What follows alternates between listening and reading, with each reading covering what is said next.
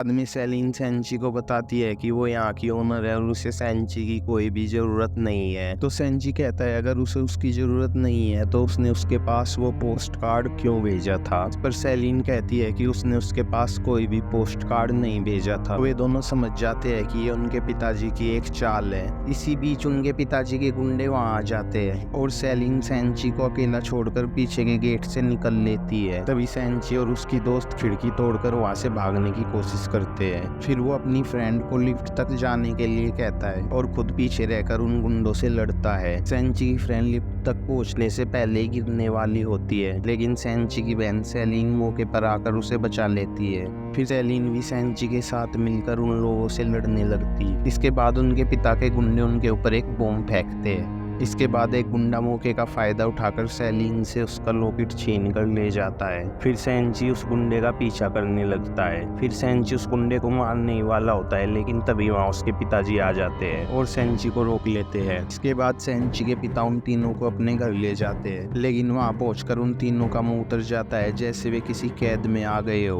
बाद में सेलिन सेंची की फ्रेंड से बताती है कि उनकी माता की मृत्यु के बाद उनके पिता ने उनसे बात करनी बंद कर दी थी और वे उनको दूसरे बच्चों के साथ ट्रेनिंग भी नहीं लेने देते थे। सालिन ने उन बच्चों को दूर से देखकर अपनी ट्रेनिंग की और बाद में वो उनसे भी बेहतर बन गई। के बाद सालिन को जब लगा कि सेंची अब कभी नहीं आएगा तो वो वहाँ से भाग गई और उसने अपना खुद का एक किंगडम शुरू किया। इसके बाद सीन आता है जब सांची, सांची की दोस्त, सांची के पिता और सालिन चारों मिलकर एक साथ टेबल पर खाना खाते हैं। सेंचिन के पिता उसे उनकी टीम में दोबारा आने को कहते हैं, जिसे सेंचिन मना कर देता है। फिर सेंची के पिता उसे उसकी मदर के बारे में बताने लगते हैं। वो सेंची को बताते हैं कि तुम्हारी मदर ने मेरी जिंदगी पूरी तरह से बदल दी थी।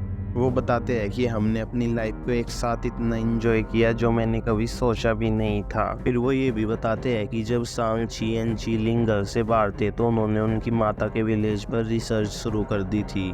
वो कहते हैं कि तुम्हारी मदर को उन विलेजर्स ने एक जाइंट गेट के पीछे सील करके रखा हुआ है और ये बात तुम्हारी मदर ने खुद मुझे बताई है, क्योंकि जब हमारी शादी हुई थी तो तुम्हारी मदर ने उन गांव वालों से वहाँ रहने के लिए रिक्वेस्ट की थी, लेकिन इसके लिए उन गांव वालों ने साफ इनकार कर दिया था क्योंकि वे गांव वाले मुझे अच्छा नहीं समझते थे। इसके बाद मुझे तुम्हारी माता के बारे में ड्रीम्स भी आने लगे। अपने फादर की ये बात सुनकर सेंची और सेलिन उन पर बिल्कुल भी यकीन नहीं करते। इसके बाद सेंची के पिता उन दोनों का लॉकेट लेकर एक ड्रैगन की आंख में लगा देते हैं। इसके बाद वो ड्रैगन पानी की मदद से विलेज में एंटर करने का एक मैप बनाता है। उस जंगल का रास्ता पजल की तरह चेंज होता रहता था, लेकिन साल में एक ऐसा दिन भी आता था जब वो रास्ता एकदम स्ट्रेट हो जाता था और वो दिन 3 दिन बाद आने वाला था। तो सेंची के पिता उनकी माँ को उसी दिन वहाँ से लाने का फैसला करते हैं और वो कहते हैं कि अगर विलेजर्स उन्हें रोकने की कोशिश करेंगे तो वो पूरे विलेज को ही डिस्ट्रॉय कर देंगे। विलेज को डिस्ट्रॉय करने की बात सुनकर सेंची को बहुत ही ज्यादा गुस्सा आता है और वो अपने फादर को ऐसा करने से मना करता है, जिस पर उसके पिता को बहुत ही ज्यादा गुस्सा आ जाता है। इसके बाद सेंची के पिता उन तीनों को एक सेल में डाल देते हैं।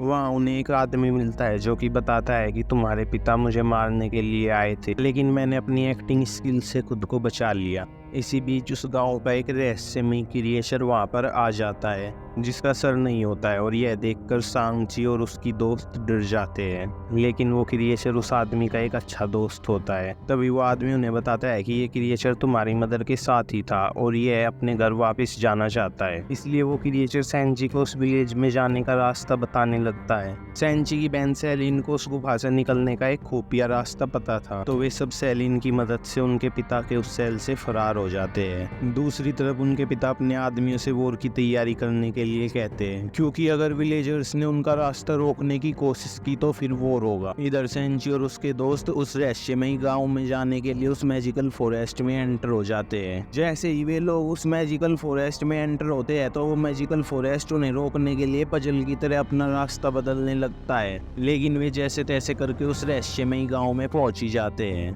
वहां जाकर उस गांव के रहस्यमय क्रिएचर्स को देखकर वो सब चौंक जाते हैं। जैसे ही वे उस गांव के लोगों से मिलते हैं तो वे उन्हें वापस लौट जाने के लिए कहते हैं, लेकिन सेंची और उसके साथियों के वापस ना जाने के लिए वे गांव वाले उनसे युद्ध करने के लिए तैयार हो जाते हैं। लेकिन सेंची की मौसी तभी वहां पर आकर सब कुछ रोक लेती है। वो विलेज द्वारा ऐसा बर्ताव करने पर उन्हें काफी डांट लगाती है और सेंची और उसके साथियों का वहां पर स्वागत करती है। जब सेंची और सेलिन अपनी मौसी को सारी बात बात बताते हैं तब उनकी मौसी उन्हें बताती है कि उस दीवार के पीछे एक आत्मा निकलने वाला मॉन्स्टर कैद है। उनकी मौसी उन्हें बताती है कि हजारों साल पहले उस मॉन्स्टर ने उनके विलेज पर आक्रमण कर दिया था और वो लोगों की सोल्स निगल जाता था। उनकी मौसी उन्हें बताती है कि वे लगभग मॉन्स्टर से हारने ही वाले थे। तभी उनका महारक्षक ड्रैगन प्रकट होता है जो कि उस मॉन्स्टर को हराकर एक जादुई दरवाजे के पीछे कैद कर देता है।